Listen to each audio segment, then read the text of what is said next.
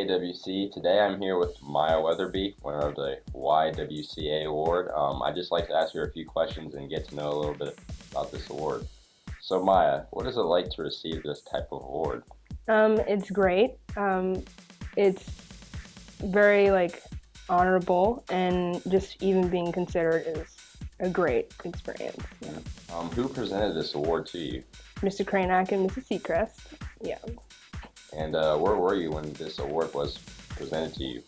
Well, I was in the middle of class and they called me down to the office and I thought I was in trouble. But it turned out they were just presenting this to me and just telling me a little bit about it. So, yeah. What did it feel like to be a part of this award? What was your first reaction when you were presented with this award? It was really shocking that I was even considered in the first place, as I said before, out of all the wonderful young junior girls. But I was shocked, and just getting to know about it and what it was for, I was like, this is a great opportunity to experience and do things in the community, and it would also look great on my college resume. So, yeah. So could you give us a little background to this award? What is this award? Yes, it's the YWCA Bright Futures Young Leadership Program, and pretty much it's a bunch of junior girls getting together. We go over social justice work and diversity and just bettering the community. We volunteer for the Walk of the Cure for cancer, and we get to hear from leaders, every few Saturdays of the month between now and June. So I'm really looking forward to that. Yeah.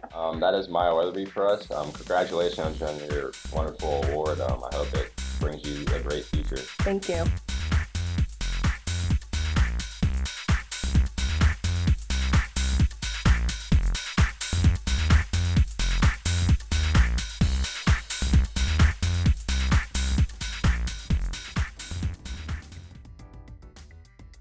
Most of you have heard about the E. coli outbreak that has been going on in several Chipotle businesses over the last few months.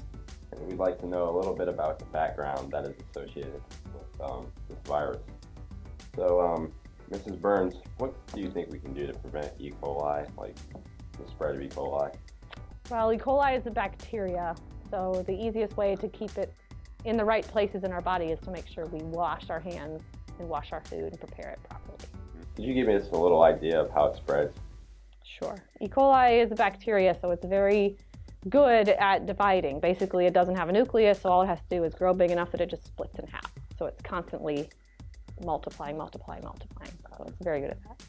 Based on news reports on Chipotle's recent outbreaks, the workers were unable to find the pinpoint of the source. So could you tell us why it's so hard to find the source? Well, E. coli, like other bacteria, are constantly picking up new genetic information. So if the way they're trying to trace where it started is to find the exact match genetically, that's hard to do because they're constantly picking up from dead bacteria near them, another E. coli they might bump into. So it'd be hard to find where the original one was because the variance happens pretty quickly. Can you give us an idea of why you perform E. coli experiments in your biology class? Everyone's scared by this E. coli that's growing. Yeah. First of all, we do not have pathogenic E. coli in the building. So that means that the E. coli that we have will not make you ill, no matter if you're exposed to it or not. Otherwise, we do use the right precautions to keep the E. coli where the E. coli is supposed to be. But the reason we use E. coli is it's so good at growing. It's easy to grow. It's easy for students to identify. We actually genetically modify it and turn it into fluorescent E. coli. And it's just a neat, easy thing for students to see. So, thank you for your time, Mrs. Burns. You're welcome.